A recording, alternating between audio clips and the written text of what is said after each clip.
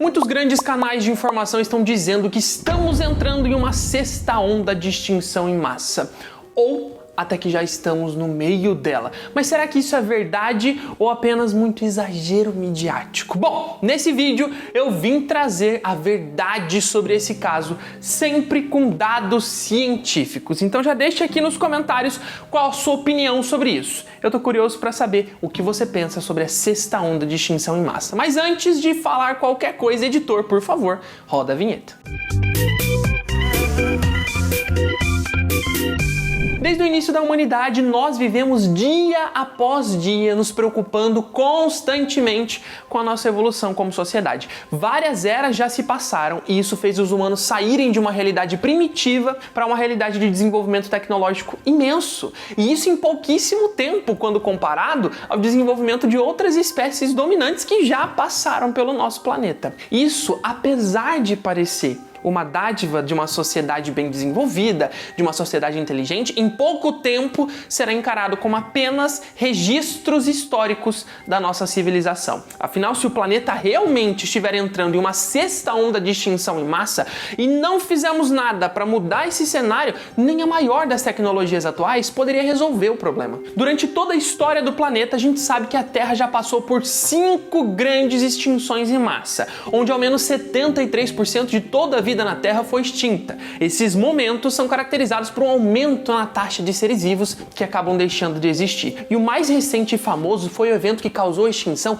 dos dinossauros, aproximadamente 66 milhões de anos atrás, durante o período do Cretáceo. Estima-se que naquela época cerca de 80% das espécies que viviam na Terra sumiram completamente. Um dos argumentos mais aceitos para o fenômeno é a queda de um asteroide cujo impacto foi na região da Península de Yucatán, no território do México atualmente. Esse impacto acabou tomando proporções globais. E coincidentemente esse local é onde hoje identificamos como o início da meliponicultura pela civilização Maia, que veio milhões de anos depois desse momento. Bom, é claro que o tal asteroide sozinho, na época dos dinossauros, não acabou com todos os dinossauros do dia para a noite. Acredita-se que ele tenha sido o gatilho para uma série de mudanças no ambiente.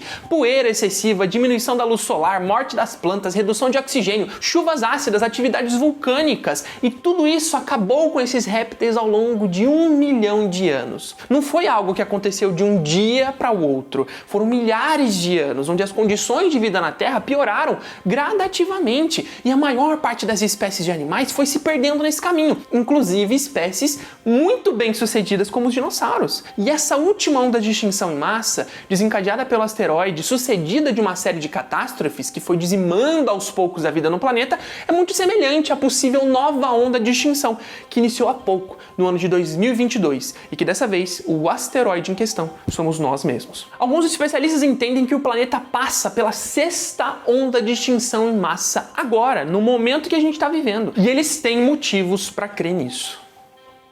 Alguns estudos realizados com uma banca muito conceituada de cientistas e liderada por Geraldo Ceballos na Universidade Nacional Autônoma do México analisou a taxa de extinção das espécies de vertebrados que foram perdidas ao longo das eras para comparar com as últimas grandes extinções em massa que existiram na Terra. E eles descobriram que as taxas modernas de extinção de espécies foram muito maiores do que as taxas de extinção consideradas normais para o nosso planeta. Entre os gêneros e espécies avaliados pela União Internacional de Conservação da Natureza, IUCN, 338 extinções foram documentadas desde 1500. Outras 279 espécies se tornaram extintas na natureza ou possivelmente extintas, totalizando 617 espécies de vertebrados somadas nas 3 categorias. Isso sem contar os insetos. Os insetos são, de longe, os animais mais numerosos da Terra. Estima-se que a massa total desses insetos aqui, dos novos insetos que crescem anualmente em todo o mundo, atinge a surpreendente marca de 1,5 bilhão de toneladas, isso anualmente.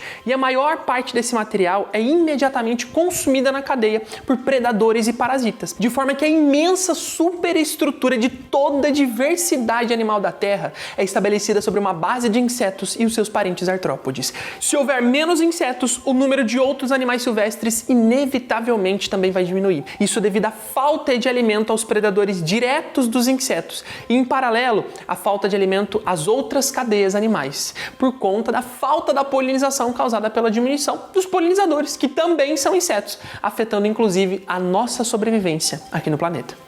Já existem evidências de que isso está acontecendo. Uma compilação de 166 estudos em 2020 estimou que a população de insetos está diminuindo em todo o mundo em torno de 1% ao ano, o que representaria cerca de 15 milhões de toneladas de insetos simplesmente sendo retiradas da cadeia alimentar. Uma perda muito preocupante para nós e para o resto da biodiversidade. Os seres vivos que foram extintos nos últimos 500 anos teriam levado cerca de 18 mil anos para desaparecer se nós não estivéssemos intervindo. Nesse gráfico a gente consegue ver essa linha de baixo, a mais escura, a linha normal de extinção de espécies que é esperada pelo período que a gente passou. E nas outras linhas, cada cor com o seu grupo de espécies entre mamíferos, anfíbios, aves e répteis, a gente consegue ver qual foi a real linha de extinção das espécies de cada um desses grupos, sendo muito maior do que a linha esperada normal. E como vocês podem ver, a partir do momento que se iniciou mais ou menos ali a Revolução Industrial em meados de 1900, o número de animais extintos começou a subir muito, chegando em índices atuais que são verdadeiramente preocupantes. Essa mutilação da árvore da vida e a consequente perda dos serviços ecossistêmicos fornecidos pela biodiversidade à humanidade constitui uma séria ameaça à estabilidade da civilização humana. E a culpa é nossa. Não é que a gente vai desaparecer do dia para a noite, mas as coisas seguindo como estão seguindo, as condições que a gente chama de boa qualidade de vida vão ficar cada vez piores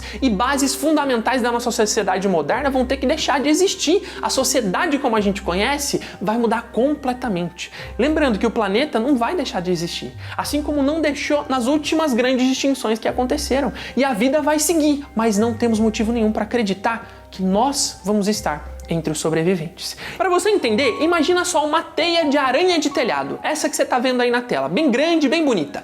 Nós somos a aranha e a teia é a biodiversidade que nos mantém alimentados, protegidos e vivos em nosso planeta. Agora imagina um dos pilares de sustentação dessa teia sendo rompido. Quem já fez isso quando era criança sabe muito bem o que acontece. Quando a gente estoura um pilar desse, parte da teia encolhe e fica inutilizada pela aranha, certo? Bom, agora imagina todos os pilares de sustentação dessa teia sendo rompidos. O que acontece com a teia? A teia em questão é a biodiversidade e nós somos a aranha. Tire a teia da aranha e veja a aranha definhando aos poucos até a morte. Nós temos muito pouco tempo se a gente quer reconstruir os pilares de sustentação da teia que mantém a nossa vida em nosso planeta. A gente precisa agir agora se quiser garantir a possibilidade de vida para nós e nossas futuras gerações aqui na Terra. Mais do que apenas preservar o que ainda temos, é preciso regenerar o que foi perdido, e isso só conseguiremos com a ajuda de verdadeiros agentes regeneradores. E um grande exemplo desses agentes são as abelhas. Por mais que elas façam parte da grande biomassa de insetos que está seriamente ameaçada de extinção, as abelhas representam mais do que apenas a alimentação dos predadores naturais delas. Elas são essenciais para a geração de aproximadamente 70% do alimento consumido pela biodiversidade, incluindo a gente. Quando uma abelha poliniza uma flor, ela gera um fruto que por sua vez alimenta um pássaro, que vai servir de alimento para uma cobra, que vai servir de alimento para uma ave de rapina. Ou, se o fruto for consumido por outro pequeno inseto, um gafanhoto, ele vai servir de alimento para pequenos roedores que se alimentam de insetos algumas vezes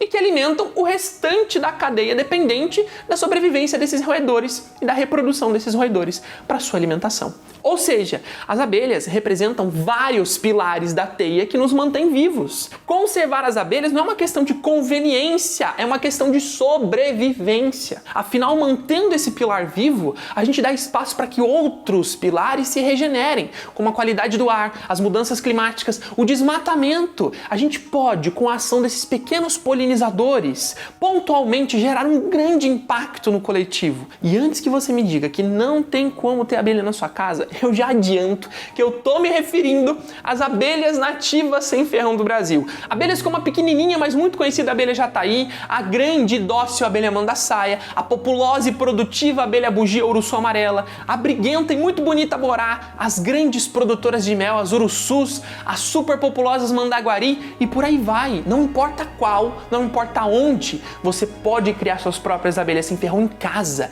e fazer parte de algo muito maior do que simplesmente ter abelhas. Dia 15 começa o resgate Nele eu vou te mostrar o caminho para criar suas próprias abelhas sem ferrão em casa e fazer parte da regeneração do meio ambiente ao seu redor. Clica no link que está nos comentários, está na descrição e garanta a sua vaga gratuita para o Grande Resgate. Eu quero te apresentar um incrível e apaixonante universo de possibilidades e regeneração que as abelhas apresentam pra gente. Uma realidade de vida e prosperidade para o nosso planeta.